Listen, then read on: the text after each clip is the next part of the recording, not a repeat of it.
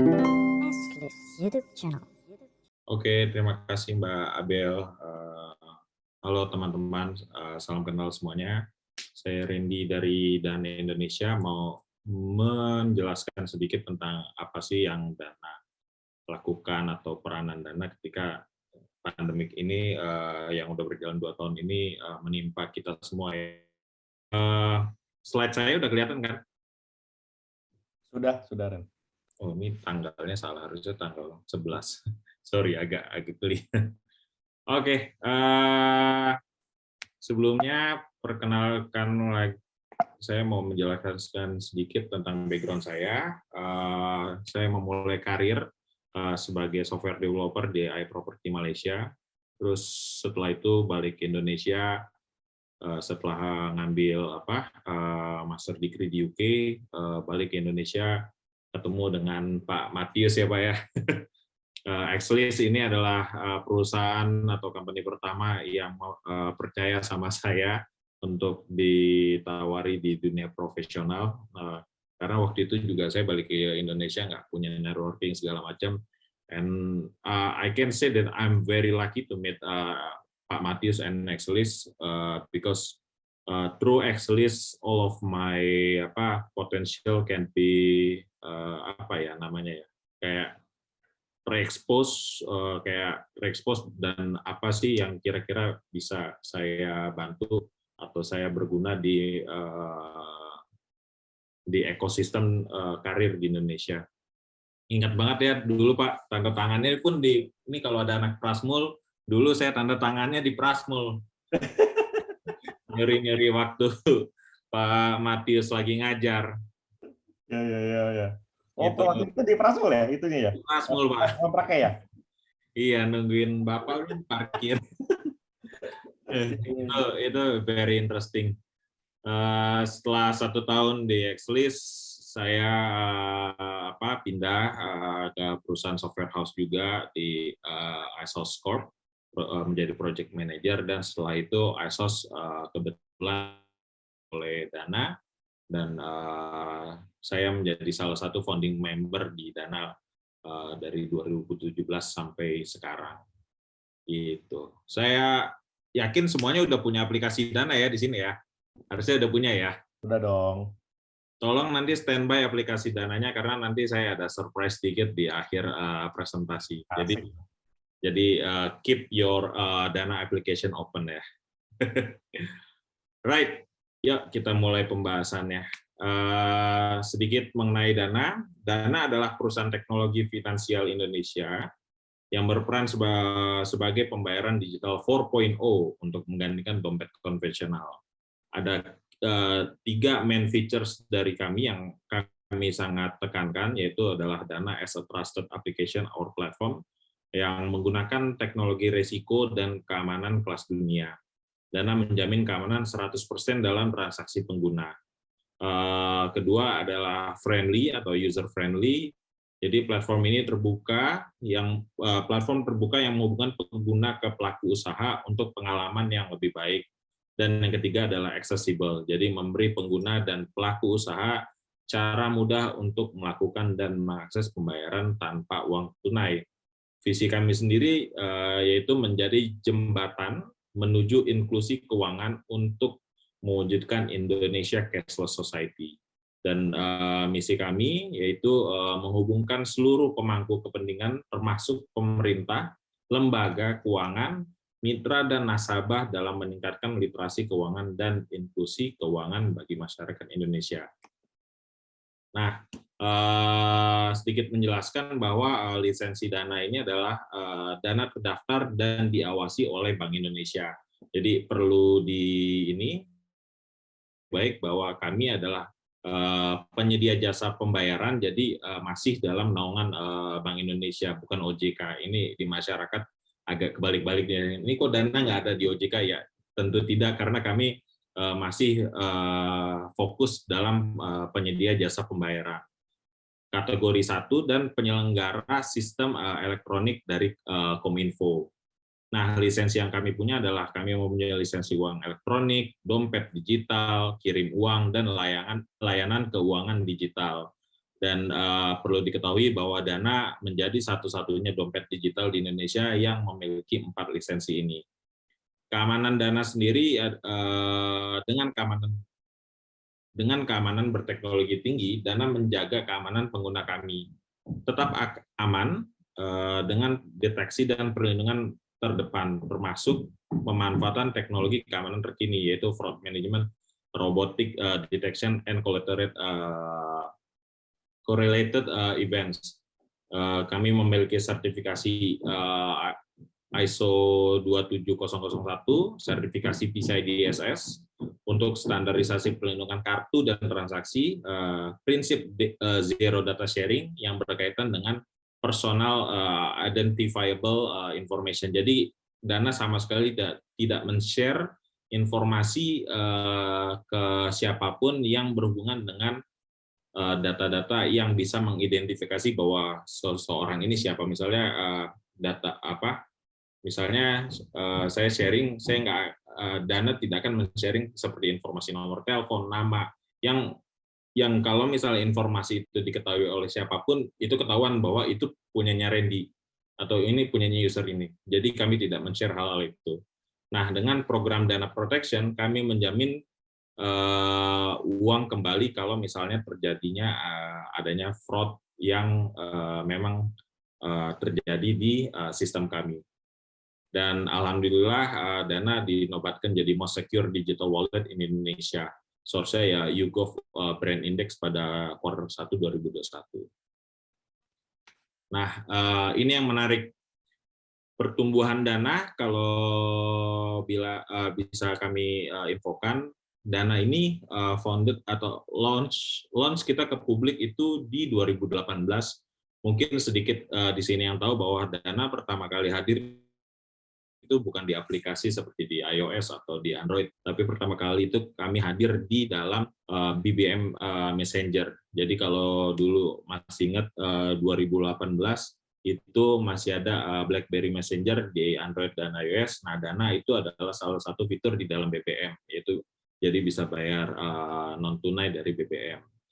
Nah, setelah 2018, sebulan kemudian Dana membuat joint venture dengan XX1 dan kita menghadirkan platform pembayaran tiket nonton online yaitu Tix ID. Jadi ya saya yakin yang suka nonton bioskop pasti punya aplikasi ini buat beli tiket. Nah, setelah itu pada tahun yang sama di Juli 2018 Dana berintegrasi dengan salah satu partner terbesar kami yaitu Bukalapak. Dan baru di akhir tahun 2018 Dana aplikasi hadir yang iOS, Android yang seperti yang kalian pakai itu baru hadirnya di 2018. Nah, perkembangannya pada dalam hampir 1 tahun kami mencapai 10 juta users dan ini perkembangan 2019 sampai akhir 2019 di Oktober itu kita 30 juta users. Nah, ketika pandemi, kami melihat bahwa ternyata growth-nya Dana justru sangat besar gitu. Di April 2020 kami sudah mencapai 40 juta users, dan ini kan Oktober 2019 30 juta, dan di akhir Desember 2020 kami sudah mencapai 50 juta. Dan sekarang dalam waktu hampir kurang dari 1 tahun kami hampir 2 kali lipat growth-nya yaitu di 90 juta users. Nah, sekarang kami sudah memiliki 800 Dynamics atau employees di Dana dengan kapasitas dengan komposisinya 60% itu adalah engineers.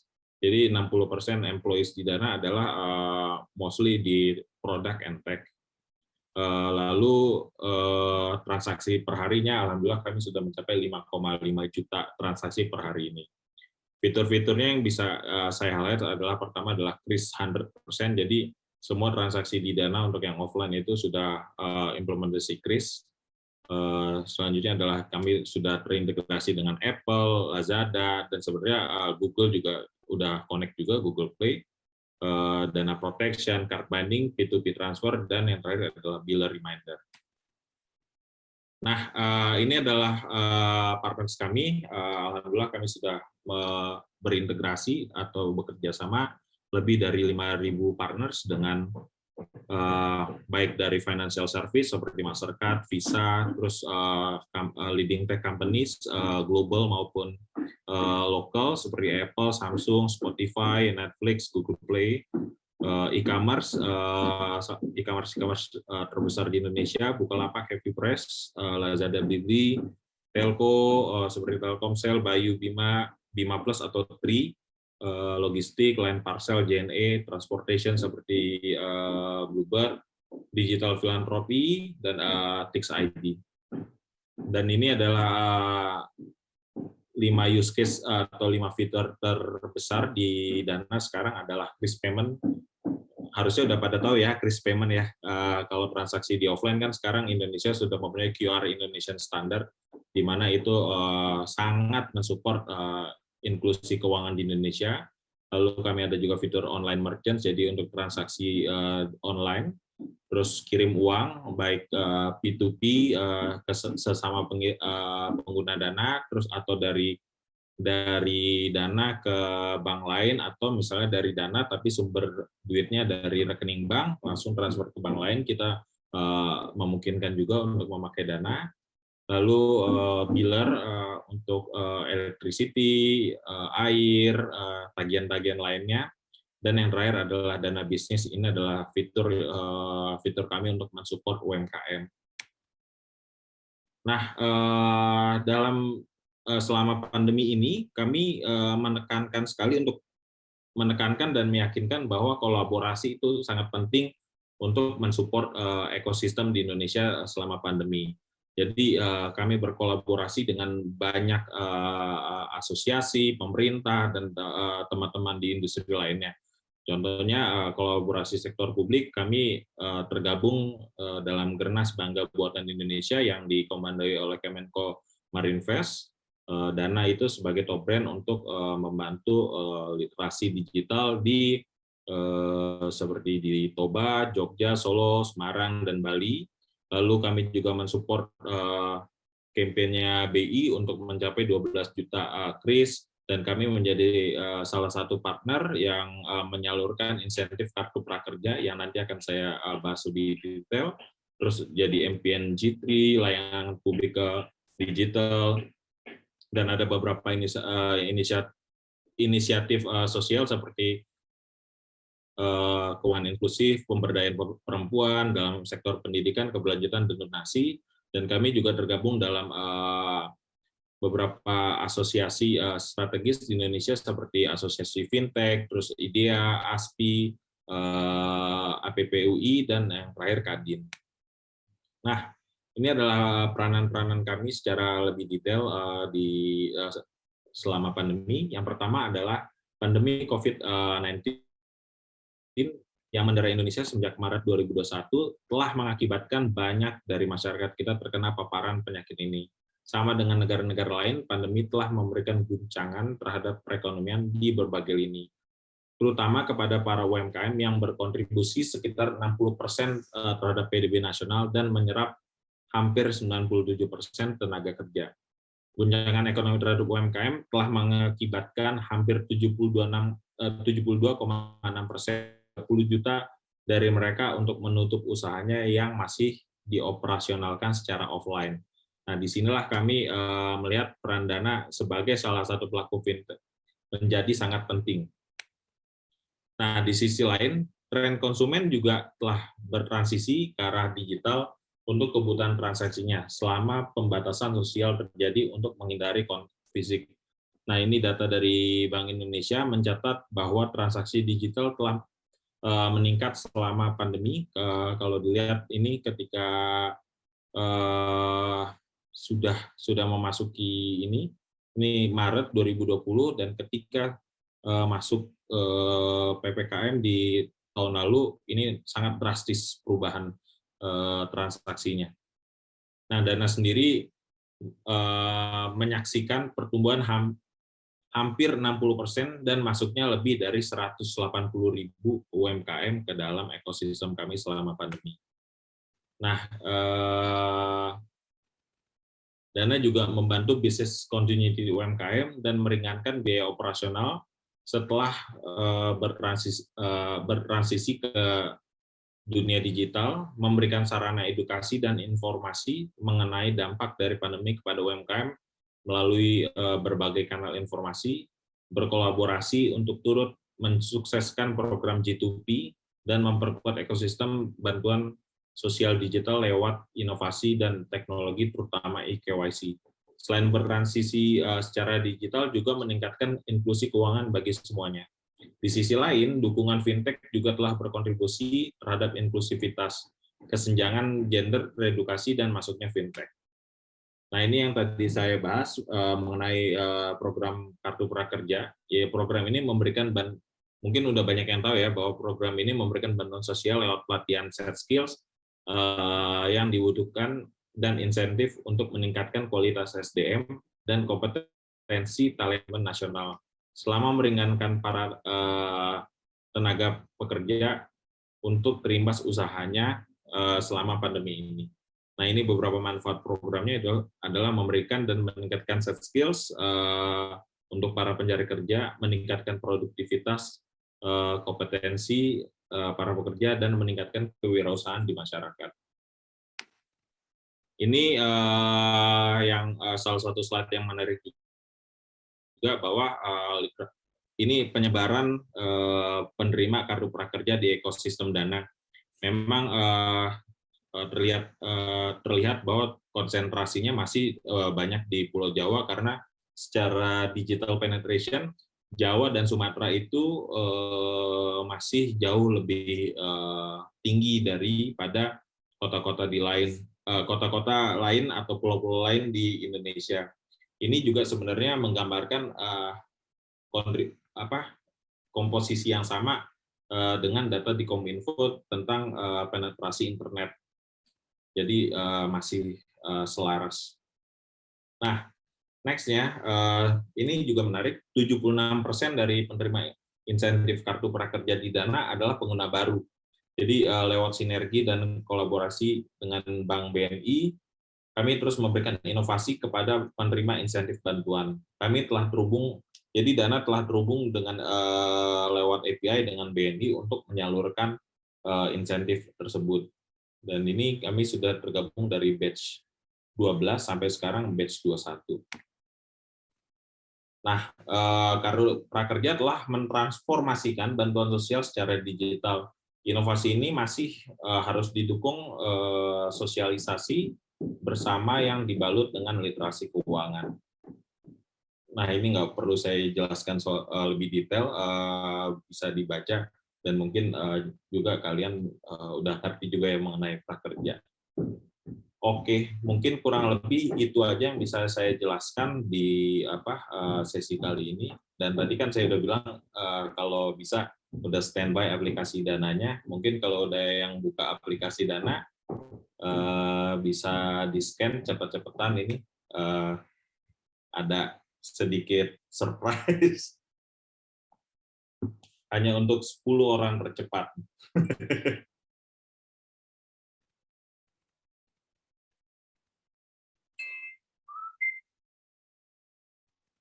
Wah, asik dapat. Langsung dapat. Oke. Ini masih ada 5 lagi. Ini belum pada buka aplikasi dah. Ayo.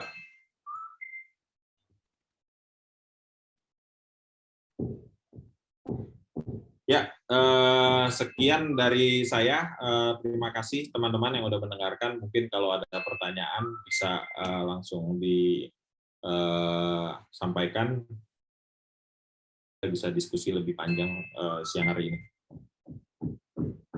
Oke, terima kasih Pak Randy atas pembawaan topiknya. Tadi kan kita udah dengar mengenai apa sih itu Dana dan fitur-fitur Dana dan bagaimana peranan Dana pada saat pandemi. Oke, langsung saja kita buka sesi tanya jawab. Untuk teman-teman yang ingin bertanya, silakan langsung aja tulis di kolom chat, atau kalau mau open mic langsung bisa aja langsung open mic di sini. Kita tunggu ya. Ya. Oke. Ya, sambil nunggu. Saya deh. Baik, silakan Pak. Ya, Dana ini memang banyak orang mengira itu sama kayak OVO gitu ya, sama dengan GoPay gitu. Tapi kalau saya lihat kan kayak dia ada fitur yang bisa langsung nge-link sama kartu kredit gitu ya. Jadi sebenarnya itu berbeda ya, nggak persis sama berarti begitu kan ya? Yes, betul Pak. Sebenarnya makanya ini yang membedakan strategi Dana di awal dengan teman-teman kita lain di market adalah kalau kami di awal fokusnya adalah menjadi sebagai ganti dompet, pengganti dompet Anda. Jadi kalau di dompet itu ada uang, kita tukar menggunakan saldo, yaitu memakai license-nya e-money. Mungkin saya ganti ke slide yang ini.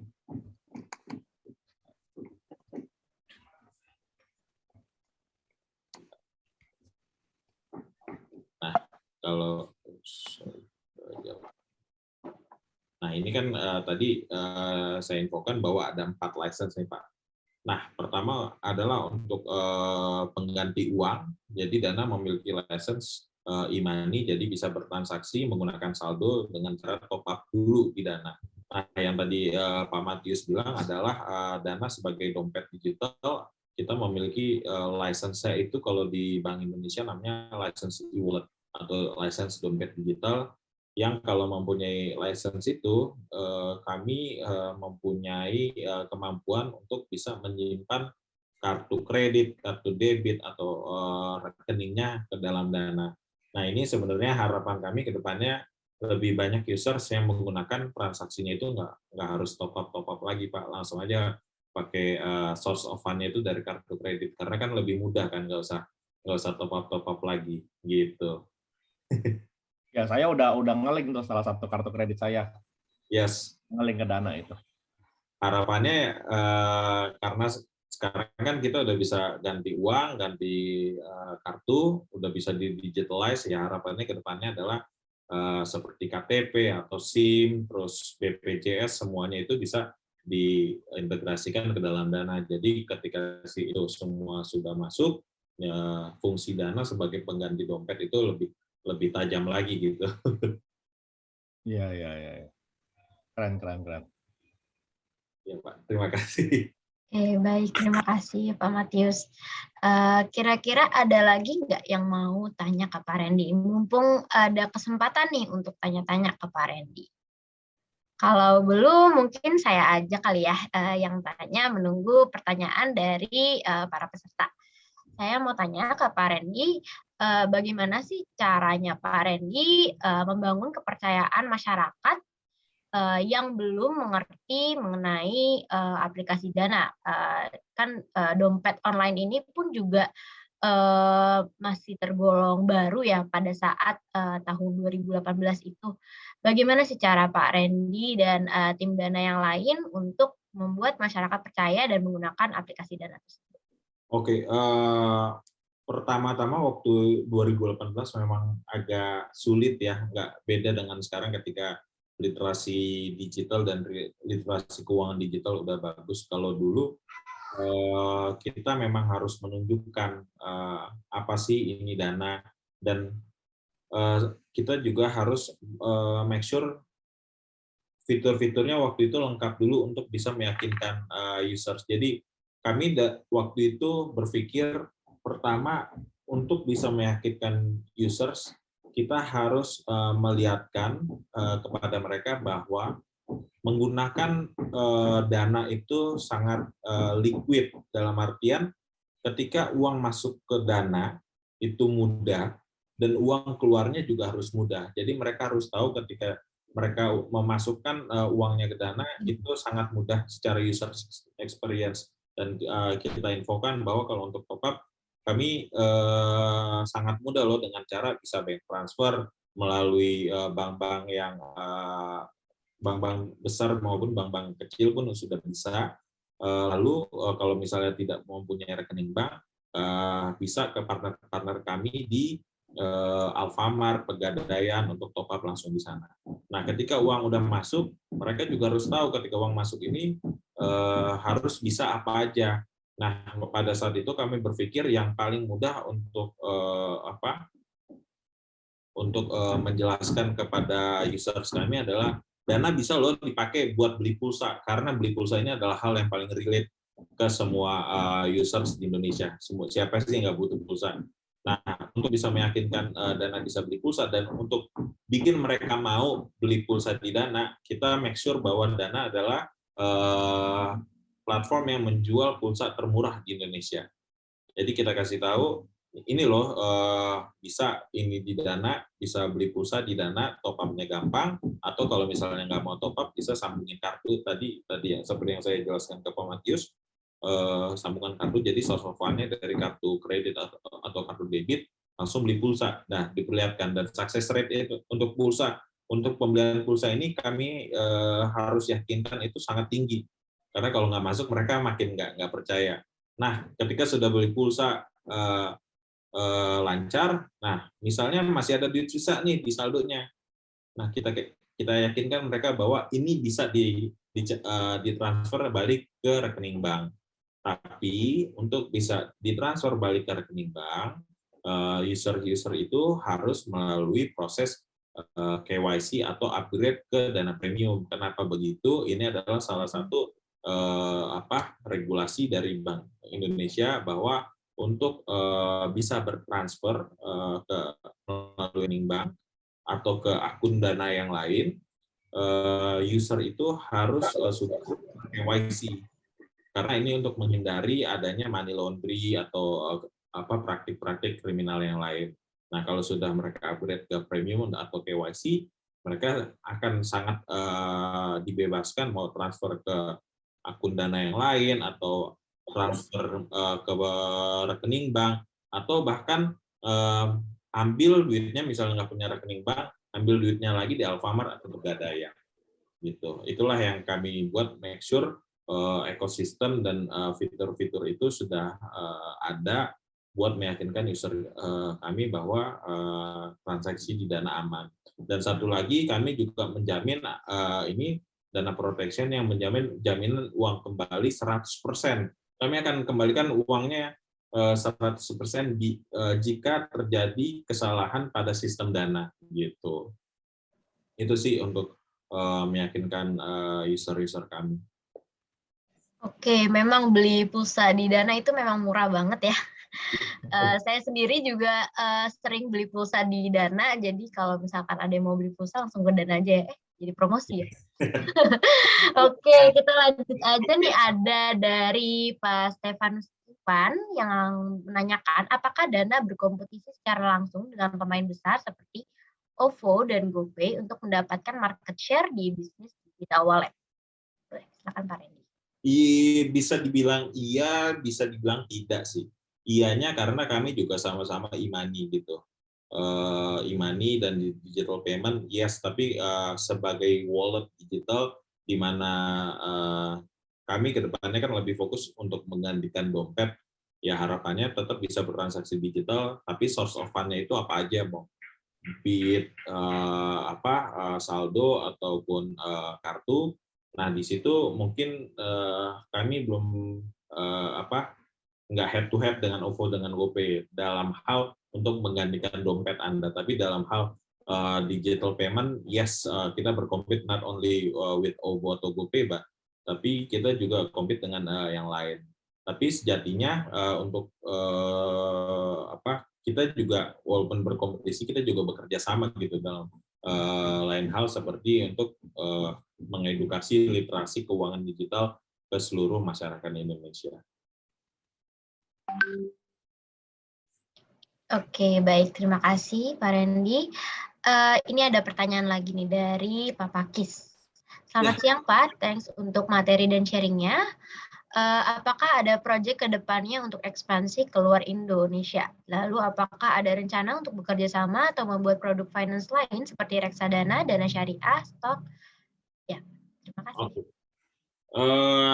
Ekspansi keluar Indonesia, kalau misalnya bilangnya untuk mengakuisisi, misalnya mengakuisisi atau membuat masyarakat di orang Malaysia atau orang Singapura pakai Dana, tidak.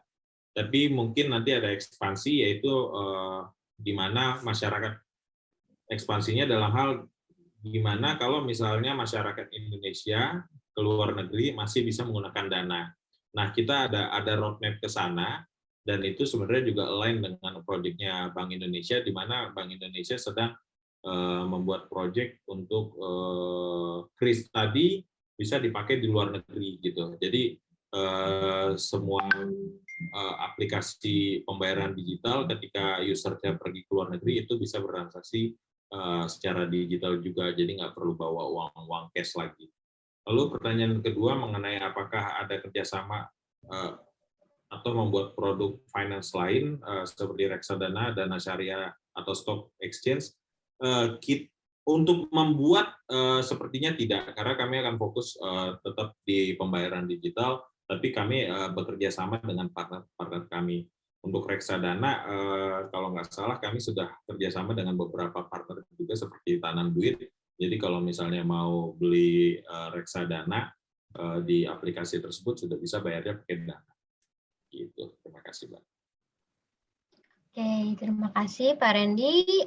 Sekarang dari Kak Retno nih, ada mau tanya langsung, boleh silakan open mic aja Kak Retno.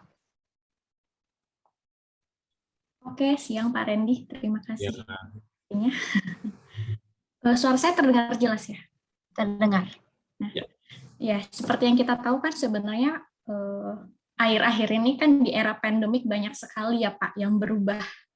Yang sebelumnya tadi Pak Matius mungkin menjelaskan ada new normal gitu kan. Nah, sebenarnya ada nggak Pak pergeseran model bisnis di Dana yang terimpact dari pandemik ini? Mungkin menghasilkan ide-ide baru, karena adanya pandemik jadinya ada pergeseran sehingga ada model bisnis baru yang ingin digeluti atau mungkin sebagainya mungkin. Ada pastinya ada. Kita sangat merubah strategi bisnis. Jadi ketika 2019 itu sampai awal 2020 sebenarnya kita sangat agresif untuk digitalisasi atau akuisisi merchant UMKM secara ini ya, sangat agresif lah untuk supaya mereka bisa bertransaksi offline menggunakan Dana. Nah, tapi ketika pandemi itu ada, kita rubah ke ininya dari yang tadinya akuisisi secara agresif gitu supaya mereka bisa pakai Dana, kita rubah, kita lebih untuk yang offline, kita lebih ke edukasi dulu gitu. Jadi nggak supaya hard selling harus berubah loh nih pakai Dana, tapi kita secara pelan-pelan, secara kualitatif kita mengajarkan mereka pentingnya pembayaran digital dulu untuk memutus rantai penyebaran COVID. Itu untuk offline-nya. Lalu untuk online-nya, strategi bisnis yang kita pakai adalah kita fokus ke use case yang bisa membantu user kita untuk untuk kehidupannya selama pandemi gitu. Jadi ketika pandemi kan orang-orang mulai banyak nih yang main game online ya, kita fokus untuk bisa pembayaran game menggunakan Dana, game apa aja, dan kita bahkan sampai ada direct integration atau direct partnership dengan game-game developer atau publisher tersebut. Itu satu, dan kita juga menambah banyak orang mulai nonton streaming music, kita kerjasama dengan Spotify, Netflix, video gitu. Jadi kebutuhan mereka selama pandemi itu secara online, we make sure that Dana is there. Jadi for them to use Dana, they are comfortable bahwa ya udah bayar pakai Dana aja karena semuanya udah ada, seperti itu. Itu sih yang kita fokusin secara strategi.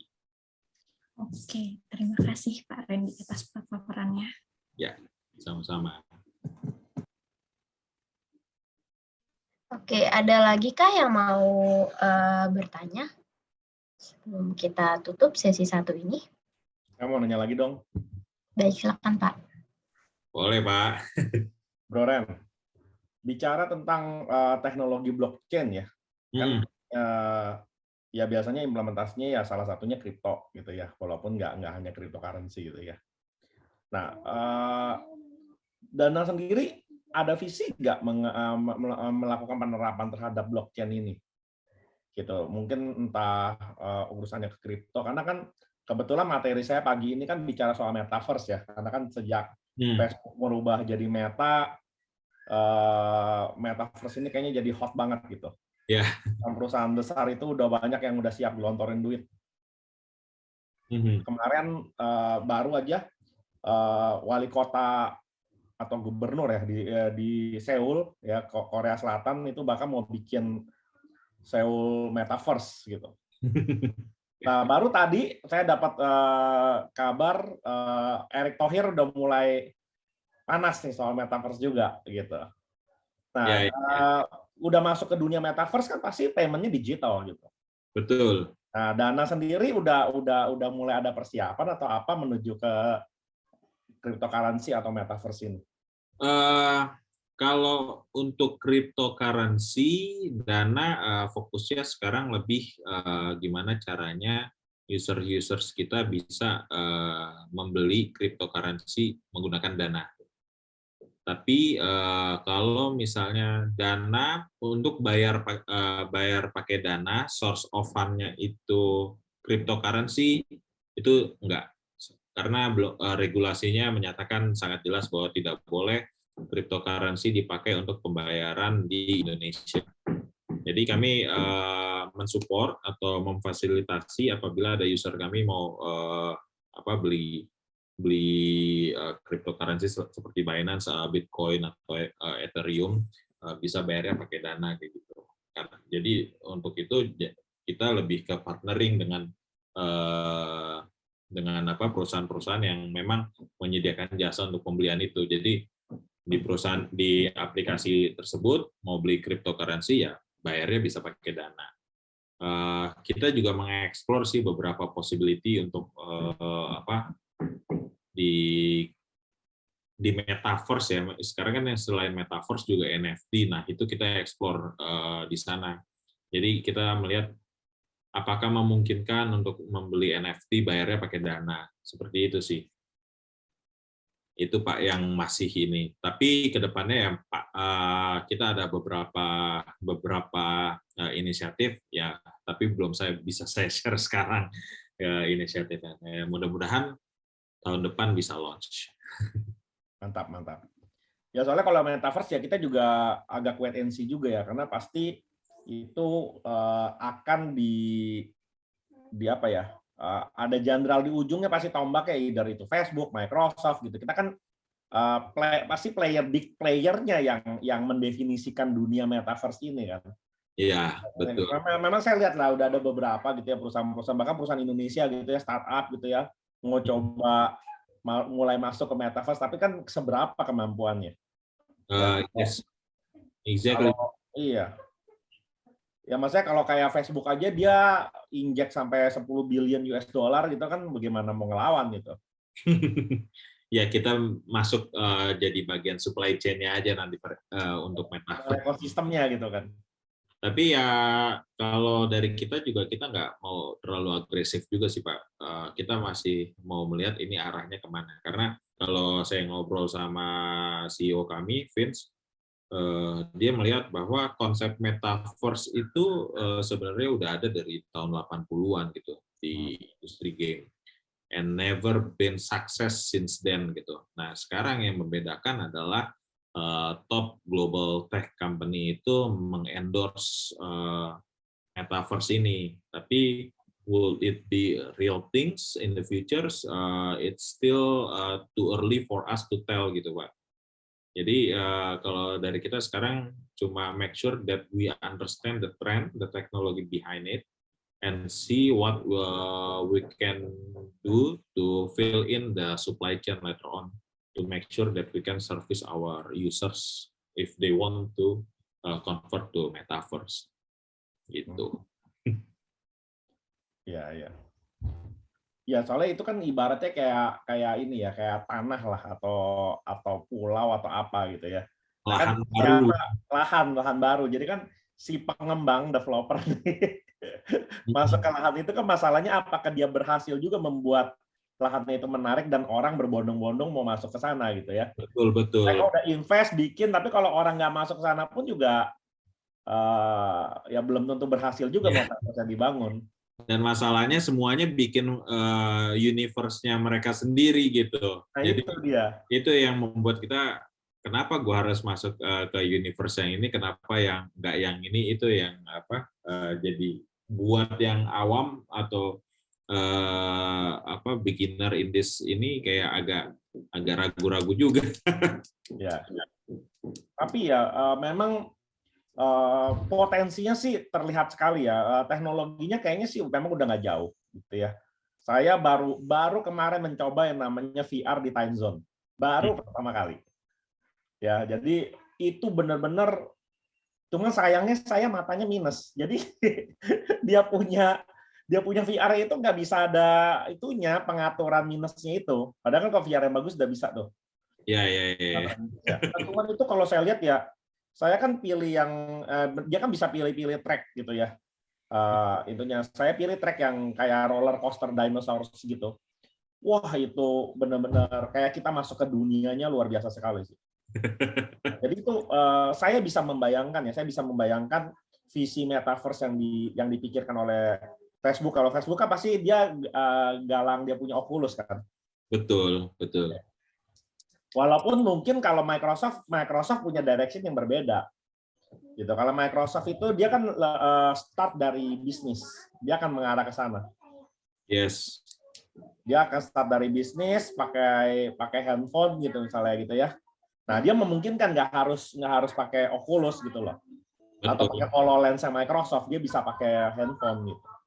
Ya mungkin pun nanti ada ya beberapa metaverse ya benar nggak perlu harus VR atau virtual reality, tapi something yang bisa diakses through handphone atau desktop, laptop, tablet, yang ketika ya mereka bisa berinteraksi di sana, karena juga virtual reality kan juga belum terbukti aman ya Pak ya. Untuk usersnya itu juga yang masih menjadi pros and cons. Tapi the concept of metaverse itu ya tetap dibangun aja dulu. Yang penting kan lahannya udah ada, ininya udah rame. Nah, kalau misalnya nanti mau diubah menjadi virtual reality ya udah siap gitu. Ya memang kayak misalnya Fortnite itu kan dia udah bikin konser tuh yang si Travis Scott itu. Ya, dia konser di Fortnite kan. Nah, ya bener, orang beli tiket pun mesti udah bisa digital gitu ya, pakai Dana, konser. Yes. Selama pandemi udah ada dong yang mesti konser-konser virtual gitu. Harusnya udah ada sih, tapi kalau Dana kan nggak bikin konsernya ya. Jadi kalau misalnya partner kita ada yang bikin ya bisa bayarnya pakai Dana gitu, atau pakai Dana melalui krisnya gitu. Dana berarti ada kerjasama sama tiket box gitu ya? Ada, saya tapi lupa apa aja ininya. Tapi yang pasti kalau untuk tiket bioskop ya Tix ID. Tapi kalau untuk konser-konser yang lain, saya agak lupa ininya. Apakah di loket.com udah ada atau belum? Saya agak lupa ingat. Terus kalau Bro Randy, kalau pinjaman gimana? Masuk nggak? Kita ada untuk financial service seperti pinjaman pay letter gitu. Cuma yang memberikan pinjamannya itu bukan Dana. Jadi kita disupport partner kita, kalau nggak salah Aku Laku, nanti juga bisa dari partner-partner yang lain. Jadi kalau dari Dana nanti kalau misalnya mau ada pakai pay letter, ya jadi source of fund-nya aja, misalnya Dana pay letter source of fund-nya dari Aku Laku atau dari Kredivo atau yang dari yang lain, kayak gitu sih Pak. Jadi Dana as payment company kita nggak apply untuk loan atau peer to peer lending license.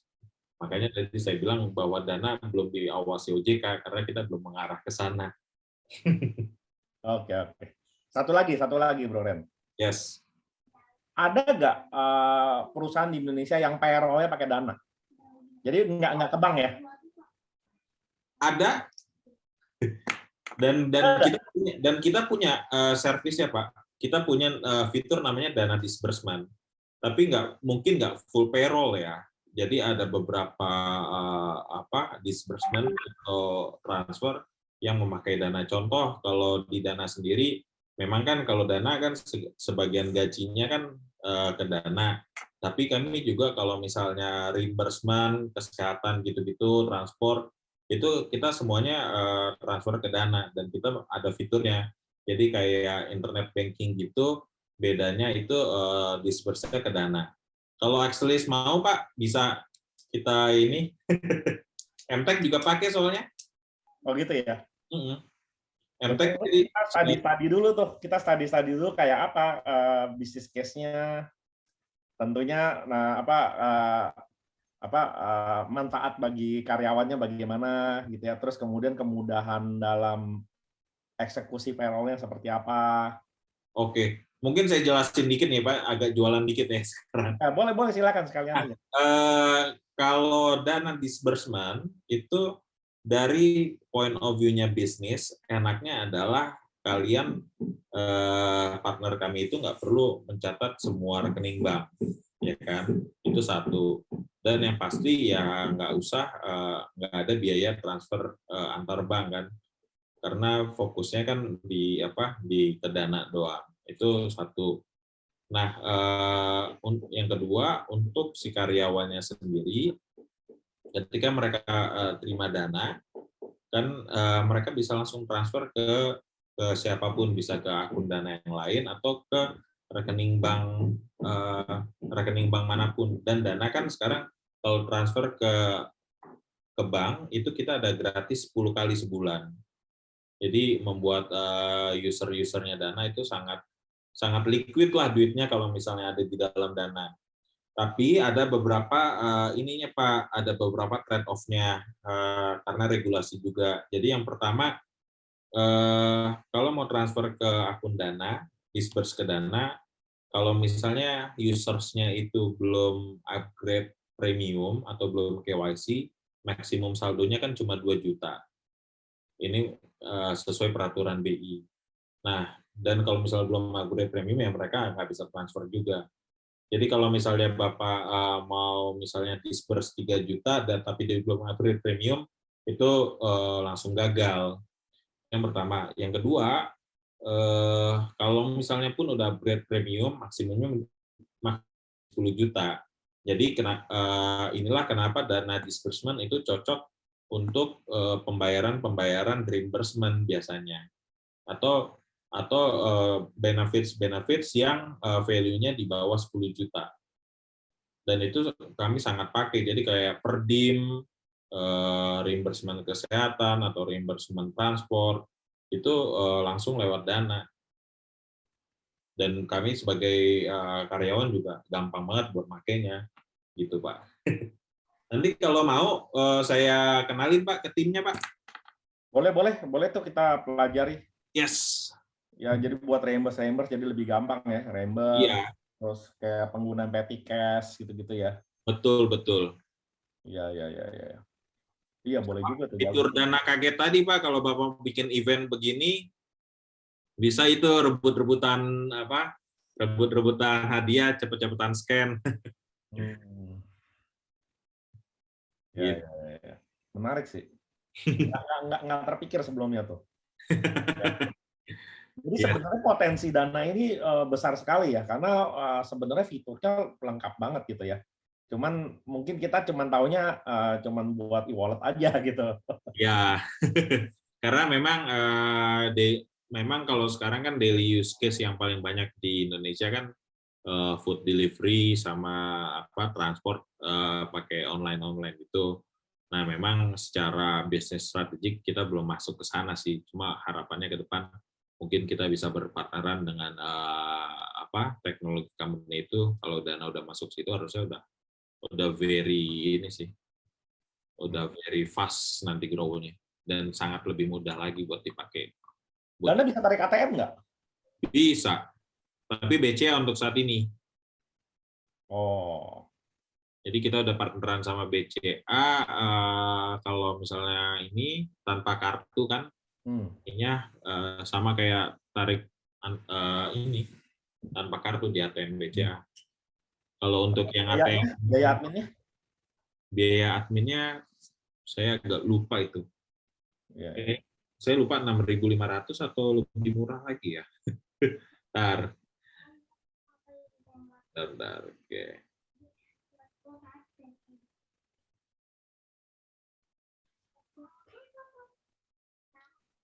Di ATM 4.500 Pak biaya adminnya Pak. Gitu. Jadi kalau kan ATM paling banyak kan BCA. Jadi kalau misalnya bukan akun BCA, terus mau tarik tunai ya bisa pakai Dana di ATM BCA. Oke, mantap. Wah, nggak berasa udah mau 1 jam nih. Ngobrol-ngobrol. Lama juga kita nggak ngobrol-ngobrol ya. Iya nih Pak. Ntar lah kalau udah mulai aman. Saya hampir Sabtu Minggu lah di ini Pak. Ya, boleh tuh kapan tuh? Nanti teman-teman juga kalau misalnya mau memberikan feedback ke saya sebagai speaker bisa scan di sini juga ya. Jadi itu untuk feedback untuk semua speakersnya Dana. Oke, baik. Terima kasih banyak Pak Randy atas pemaparan materinya.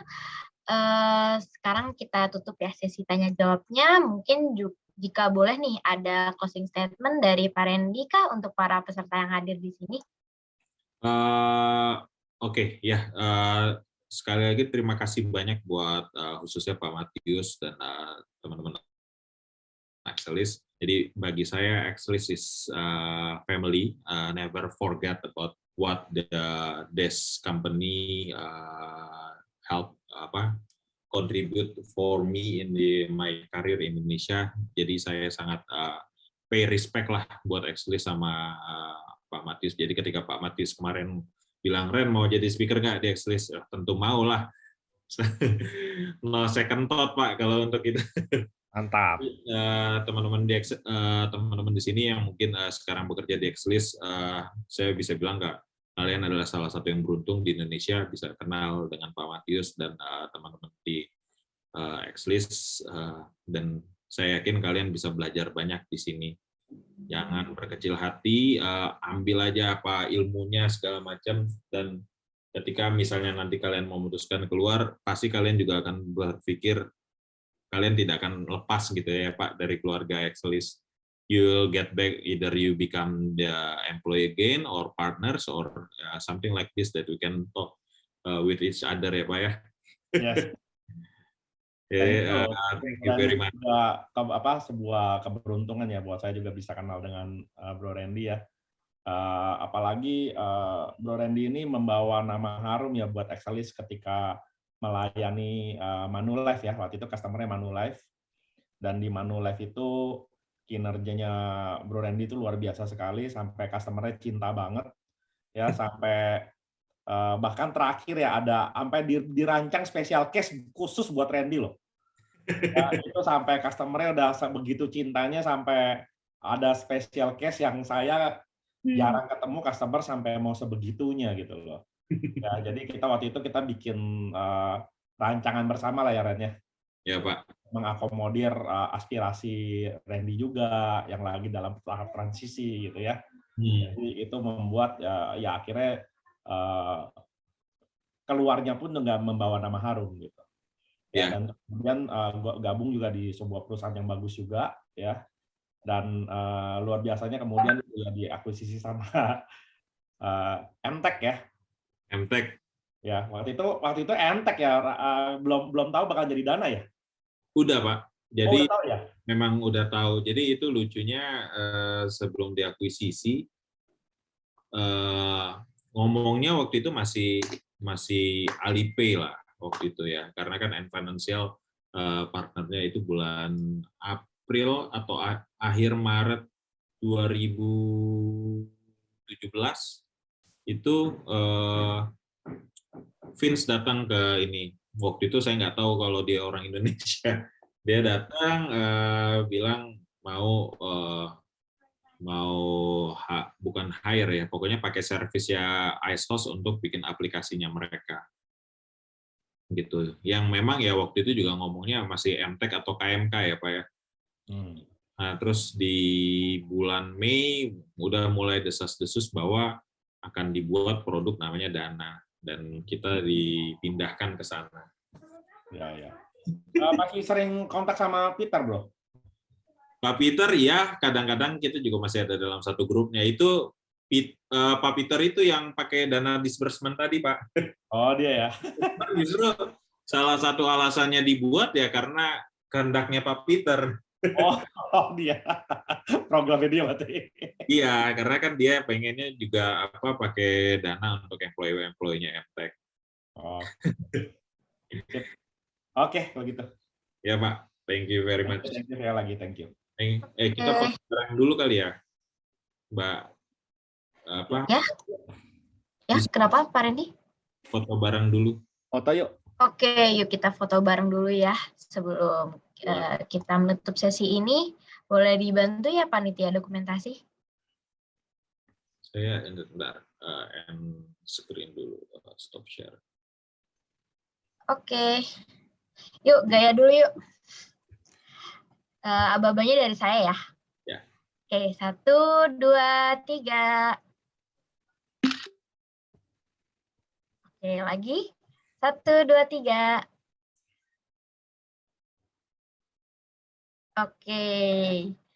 Oke, thank you Pak Randy karena sudah menyempatkan waktunya untuk melakukan sesi materi ini di AADC. Untuk teman-teman yang lain, mohon ditunggu untuk topik 2. Nanti kita akan mulai lagi pada pukul 2 siang. Jadi untuk teman-teman yang kemarin saat register untuk topik ini bisa join ke stream ini pada pukul 2 siang nanti. Ya, 2 menit lagi. Ya, 2 menit lagi. Oke. Kalau gitu, ya Pak. Terima kasih banyak. Ada timnya. Terima kasih banyak Pak Randy. Namira ya. Salam kenal Namira ya. Ya. Ya, Namira. Ya. Ya. Selamat siang Pak.